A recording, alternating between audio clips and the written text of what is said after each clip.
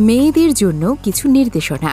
১. মেয়েরা শরীরের কাপড় চেঞ্জ করার সময় অবশ্যই বিসমিল্লাহ বলে নেবেন, নইলে আশেপাশে থাকা ফেরেশতারা লজ্জা পেয়ে চলে যাবে এবং জিনেরা আপনার সবকিছু দেখে ফেলবে। ২.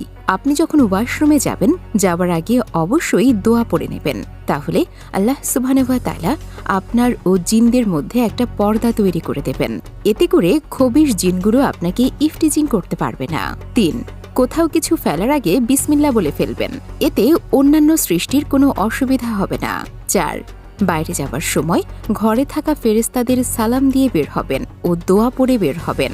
যেসব ফেরেশতারা আপনার অনুপস্থিতিতে আপনার ঘরটি পাহারা দেবেন, ঘরে এসে তাদের আবারও সালাম দেবেন। ৫. বেশি বেশি সালাম দেওয়ার অভ্যেস করুন। ছোটদের আগে সালাম দিন, তারা উৎসাহিত হবে। ৬. আপনি যদি বিবাহিত হয়ে থাকেন, তাহলে বাচ্চাদেরকে ছোট থেকেই মসজিদে পাঠানোর অভ্যেস করুন। দাঁড়িয়ে পানি পান করতে দেবেন না বাচ্চাদের, তারা ছোট থেকেই শিখবে। আপনি নিজেও দাঁড়িয়ে পানি পান করা বন্ধ করুন, বসে খাবেন, এটা সুন্নাহ। ৭. ডান কাত হয়ে ঘুমাবেন, এটা সুন্নাহ ও স্বাস্থ্যের জন্য ভালো। ঘুমের আগে অবশ্যই ৩ কুল ৩ বার করে পড়ে শরীরে মালিশ করে ঘুমাবেন, এটা আপনাকে সারা রাত বদ মানুষ ও জিন থেকে হেফাজত করবে ইনশাআল্লাহ। ঘুমানোর পূর্বে আয়াতুল কুরসি পড়ে ঘুমানোর চেষ্টা করুন, একজন ফেরেশতা সারা রাত পাহারা দেবেন। ৮.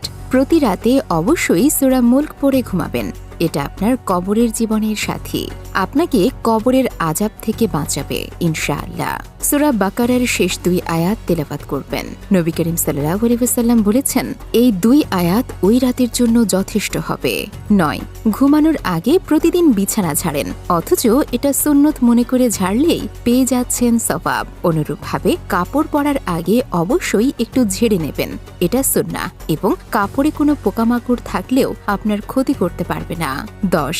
পরিশেষে খিলখিল করে হাসা বন্ধ করুন, মুচকি হাসবেন, এটাই সুন্নাহ। মহান রব্বুল আলামিন আমাদের হেফাজত করুন, আমিন।